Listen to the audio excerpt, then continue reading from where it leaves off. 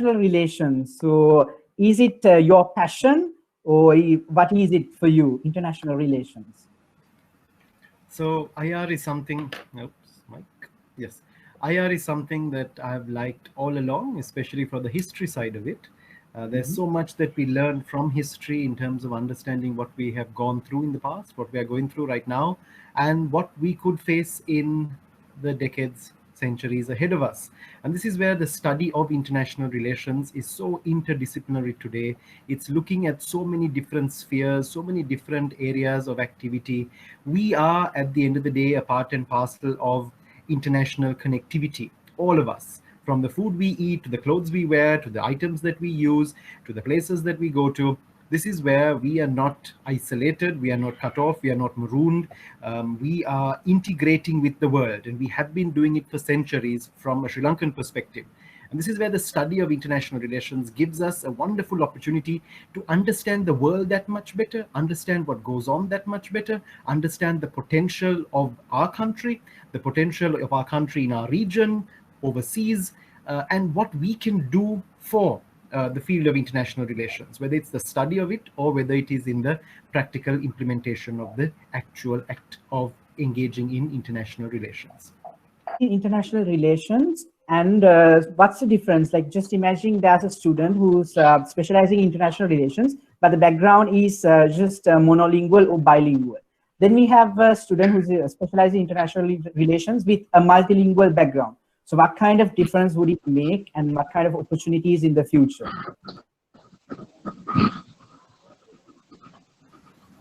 This is where we can come across a whole plethora of opportunities that would open up with foreign languages. You know, Punsisi, you've been at the Bandaranaike Center as well, and you know that we combine the teaching of IR and 9 foreign languages. Now, why are we taking languages and IR together? Why are we trying to bring this onto one platform? This is where you see, when you are, let's say, reading, you can always have an English translation. It could be a famous French philosopher. It could be someone coming from China. It could be someone writing from Japan, wherever it may be. But at the end of the day, if you understand that person in their own language, if you are able to, for example, communicate with those individuals, if you are able to be in contact with those individuals, you gain a lot more than you do through a linked language. I'm not saying the linked language is not important. It is very, very important, because at the end of the day, when you look at the study of international relations from a Sri Lankan perspective, it's very important for students to at least be able to study it in English as a beginning, as a starting point, because of the resources available, whether it is publications, whether it is journal articles, whether it is magazines, whether you're looking at international contexts. You need to use that international linked language. And that is where using it in English is very important. But going beyond that, interacting with those countries in their respective languages, with those scholars in their languages, opens up a whole plethora of avenues for individuals. Whether you want to take IR as a study purpose, or whether you want to take it to another level where you're going to work in international relations, you're going to work in diplomacy, you're going to work in international development, whatever the sector may be, at least having a grasp. And I know, for an example, you speak so many languages, and this is something very rare coming from a country like ours. But having that ability to communicate with the world in various languages, the avenues that open up, I mean, it's just endless. Like studying international relations, is it like studying politics? So what kind of relationship is there between international relations and politics? Yes, Mr. George. Yeah. So that's a very interesting point, because there's a lot of areas that we see overlapping, a lot of areas that we see connecting these two spheres of discipline or academic study. Now, when you look at political science, politics is studied in this specific sphere was political science, you'd be focusing on areas to do with developments within a country, political ideologies, political policies in terms of economy, in terms of various domestic policies that are implemented, and there might even be a comparison with other systems elsewhere, whether it be international comparative politics, where you're looking at the different political systems that exist amongst a group of countries in particular region, or you're looking at on a national level. You're looking at what is actually happening, voting patterns, election results, what are the patterns, how have elections been done in the past, what have been the trends in the sphere of political science. But that's all on one side of the sector divide. But there you also have international relations. And international relations is looking at a whole lot more. You're starting off with things like foreign policies. How are countries engaging with other countries in the world? How are they engaging in bilateral relations with countries? How are they engaging multilaterally? How representative are they in regional bodies, international organizations? What kind of role are they playing on the world stage? Is it a very assertive role? Has their presence being felt on the world stage? And of course, all of this boils down also, very interestingly, to leaders, individuals, people, humans at the end of the day. Whether it be a negotiation between two countries, it is, after all, individuals from the two countries who are meeting to discuss, who are meeting to negotiate. And this is where, when you study the foreign policy of a country, for example, it's very important to study the personality, understand the leader, understand the leadership, understand those who are in decision-making positions. Why are they doing what they're doing? There could be a rationale behind it. Of course, we're not going to be able to engage with them directly. We're not going to know them personally, but it's very important for us to study their speeches, their writings, documents, letters, whatever material can be found. And that's where we understand their perception of the foreign policy of the country with other countries, whatever their international connectivity may be with other countries, whatever the past has been, how they have analyzed the past, how they are letting that reflect upon what they're doing today. And also, very interestingly, through international relations, we are able to study the bigger picture, looking at things from a global perspective, understanding what is going on from a global context. I mean, we talk about historical sociology. We look at the historical context of relations. Sometimes we try to study the international relations of a country in a vacuum. But that's not always going to work. You've got to understand what else is happening within the geographical region of that country at that particular time of study. What is happening in the world? Is there some kind of pressing issue? Is the attention diverted somewhere? Some kind of campaign that a country may conduct? Does it have support internationally? Is it something that is on the back burner? Is it a non-issue internationally? All of this can be studied and is studied through the sphere of international relations. Of course, politics also comes into that. And that is where political science would become a subfield of international relations, and a very important one, because at the end of the day, it is the leadership who are making the decisions, who are formulating policy, who are making sure that the bureaucracy implements that policy that is formulated. So when it comes to this diplomatic field, so in Sri Lanka, people think that entering the field of diplomacy would be kind of risky. So in this scenario, so like, what do you think is the reason behind this scenario? Like, they think it is kind of risky to enter the field of diplomacy, and what kind of solutions can we just suggest for the audience? Yes. This is where, Punsisi, when we look at the study of international relations, when you study it, the only avenue you have is not diplomacy. Diplomacy is one of the many avenues that you have. Now, we have lots of students who study international relations, and we have lots who also engage in diplomacy. I am an ex-diplomat. I was in the Foreign Service of Sri Lanka for 10 years, and I chose to leave at some particular stage. And this is where you begin to realize at that point, diplomacy is not the beginning and end of practical international relations. You can take international relations onto so many different levels. Some would like to get into diplomacy, and some do get into it. And there are other opportunities for others. You go into academia, you go into various forms of development, you go into various forms of study in your own professions. A lot of people who are studying international relations today, for example, at the institute at which I am at the BCIS, a majority of the students who are studying IR are coming from varied professions. They may be doctors, they may be engineers, they may be journalists, they may be in various fields of progression, already in a very senior position in their respective professions, but still they want to study international relations. Now, why are they doing that? This is where they see the opportunity of taking IR and enhancing what they already do. The scope is widening. You see, otherwise, when you look at a particular field, a particular discipline, you look at it from the lens of which you have been trained in that specific field. Now, when you put on that lens of international relations, you understand various dimensions. You understand the impact of geopolitics on your particular profession. You understand international opportunities in your particular profession. You understand the connectivity that your profession has with professions elsewhere. So from a person who has been, let's say, in a profession for some time and wanting to enhance the professional capacity that they have, international relations plays a very key role. For someone who is leaving school, someone who's going into university, selecting a degree in international relations, maybe doing international relations as at a certificate level, a diploma level, even at a postgraduate level, obviously you're going to be able to understand, identify, and comprehend global affairs from a much bigger perspective. When you do that, whether it is joining the United Nations, joining international organizations, international financial institutions, international legal institutions, the scope is endless. This is where that requirement or taking that additional tool of an IR education or an IR background, having some kind of exposure to the field of IR, opens avenues in an amazing way. And this is where lots of students we're finding, and many of them who've studied languages, who've taken IR on board, who are in their various professions, they're doing marvelously well out there. So we see the word itself, international. So what kind of impact would this COVID-19 situation make on the student community who are studying international relations, at the same time Sri Lanka and the international relations field?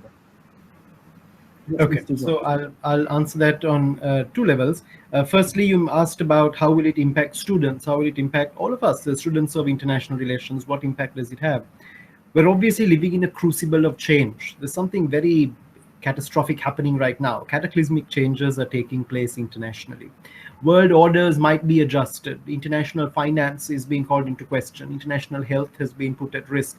So many factors come on board, and this is where students of IR, we are going through one of the most momentous occasions probably of our entire lives. And this is where we've got to take note of what is going on around us. When we've been talking about change, when we've been delving into this particular area, a quotation, words of Charles Darwin ring very, very true at a time like this, especially whether we are mid-COVID right now, whether we're going to talk about a post-COVID world. You know, he said it is not the strongest of the species that survives, nor the most intelligent, but the one that is responsible and most responsive to change. How ready are we to accept change? How ready are we to adapt to the changing world around us? In the study of international relations, what we're going to find is that we're going to have to now deal with what has happened in the past, reflect upon that, but also focus on what is going on right now, and be prepared for what will come in the future. The future is December of this year. The future is 2021. The future can be 2030. Whatever point of the future that we focus on, how prepared are we? And taking it from that to a national level in terms of a Sri Lankan perspective, how we as Sri Lanka are getting ready to face this particular world, a new world in which we are going to have to exist. This is where we have got to look within. We've got to understand what we are doing within. We've got to put the house in order inside and then start working with the outside world. Countries are adapting very, very rapidly. We've seen scenarios in which education has gone online. We've seen credential ceremonies have gone online. Where we're jumping into the future, there's been a massive leap forward. Technology has been challenged. We've had to start using technology. It was very interesting. Just a few days ago, I met with a speech and drama teacher. She is in her 90s and she's still teaching. And she told me that she now teaches online. I was amazed at the fact that someone who was in her 90s, very well known as a very recognized speech and drama teacher in this country, who has now gone online because she's realized she's got to adapt to the changes taking place. And she's doing it in her 90s. Now, there's no excuse for the rest of us at that particular point. From an individual perspective, but from a country perspective, this is where we've got to begin to realize we are going into a new age. And for that, we need a new age foreign policy, a foreign policy that is going to encapsulate all that we have been, all that we have done, the potential that we have, and look for opportunities for the future. How are we going to share these opportunities? How are we going to harvest the best out of them? In terms of looking at this particular approach, I like to talk of it from a 4R strategy, a 4R approach, looking at it from 4 different angles. And this is where we talk about reviewing the past, reviewing what we have done, understanding, comprehending our relations, our connectivity on a bilateral level and also on a multilateral level. You then move to restructuring. You're going to look at restructuring your networks internationally. Sri Lanka has got to look at that. Sri Lanka has got to look at restructuring the Ministry of Foreign Affairs, our missions around the world, our embassies and high commissions, how we interact in capitals around the world, especially in places in which we are not physically present. How are we going to restructure our systems in such a way where we're going to have opportunities of reaching out to those particular countries? And in the terms of the third R, and that is reaching out, we've got to look for windows. We've got to look for windows into regions and into sub-regions around the world. Sri Lanka does not have embassies and high commissions in every country with which we enjoy diplomatic relations. We have a limited number of missions around the world which are accredited to other countries. Now, this is where we need those windows into those regions. Through those windows, we are looking at deeper engagement, but not just deeper engagement, sustainable engagement. Engagement for the long term. This is not going to be engagement that we're going to do just before an election internationally at international organization or before some kind of resolution comes up. This is where we are looking at engagement in the long term. We're looking at sustainable engagement. And of course, the fourth R being readiness. How prepared are we to deal with any eventuality? This is where we've got to strategize. This is where we've got to understand. We might have a plan A. Wonderful. It might be an excellent plan, but we've got to have fallback strategies. Just in case A doesn't work, what do we do? What is our plan B? What is our plan C if need be? And this is where we need to strategize very, very carefully in order to understand that the world is presenting us with so many different challenges. We've got to be ready to grasp them. We cannot function the way we did in the past. And Louise mentioned it as well. Education itself is changing. We're not going to be able to focus on it and go back to the way things were. How ready are we to accept change? How ready are we to adapt to this particular change? We're not going to become lesser individuals by changing in this manner. We're going to enrich ourselves on an individual basis and on a country basis. This is where countries like ours possessing opportunities not only to embrace change, remain relevant, and also survive, but to go further. And this is where we can shine in the new age. So any piece of advice for the people who are present here who would like to pursue their career related to international relations? So you might first ask the question, why do you want to study international relations in a post-COVID world? Why would we want to take it up? Why would we want to make it a priority? This is where we're going to realize a Chinese proverb which says, dig a well before you are thirsty. This is where you've got to be prepared. This is what Anne-Louise was talking about too. As she mentioned, you can't go to the Alliance Française and expect them to teach you everything about French in 2 months or in a particular course. You've got to start. You've got to start at whatever level. It could be a basic introduction into the field. It could be further enhancement if you're already in the field. It can be looking at this field from the perspective of another profession and you want to enhance your own profession. But whatever you want to do, at the end of the day, do you want to make a difference in the world? And this is a point that I like to focus on very much. Whatever religious background, whatever or non-religious background we may enjoy, we always understand that we are here in this particular form only once. We may come back again, we may not come back again. But in this particular form, our presence on the planet, has it been wasted or has it been something extremely effective? Have we left something behind? Have we contributed meaningfully? Has our time been useful or not? What kind of difference do we want to make in the world?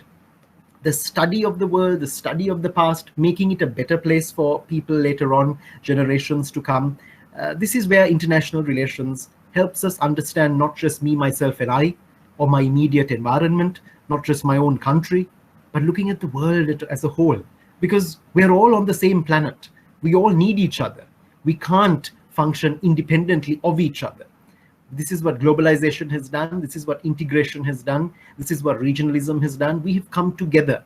Every country needs your neighborhood first. You need other countries out there to trade, to engage in commerce, for financial activities, for tourism purposes, whatever it may be. We need each other on the planet. And the sooner we begin to understand the world that much better, explore their views, their perceptions, look at it from a different perspective, not just only from ours all the time, we begin to become better people. You're going to, whether you're starting off on a career, it's going to open up so many new avenues. It's a great starting point at that stage. You're going to develop a unique skill set, which is going to be in high demand in the future. We're not going to be operating in vacuums, in compartments. We've got to learn to integrate. In that process of integration, either we use language to integrate, we also understand cultural perceptions, politics, international relations in other countries, in our own neighborhood, in South Asia, wherever it may be in the world. And this is where we will, through international relations, gain a real world experience. Gaining of that real world experience makes such a difference, because you stop looking at a problem, looking at an issue just from your own perception. You grow as an individual, as a human. You are able to understand things from a much bigger perspective. You don't have a lens. You remove the blinkers and you look at it from a much greater plethora of views, ideas. You share yours, you listen, you learn to adapt, you learn to get to know. Now, this is something very important that you learn through the subject of international relations. And whatever profession people may be in, you can always use IR to enhance your own profession, or you can become a specialist in the field of international relations and continue down that particular path. Either way, you're going to make a contribution, not just to your society, not just to your country, but internationally. You're also going to develop as an individual.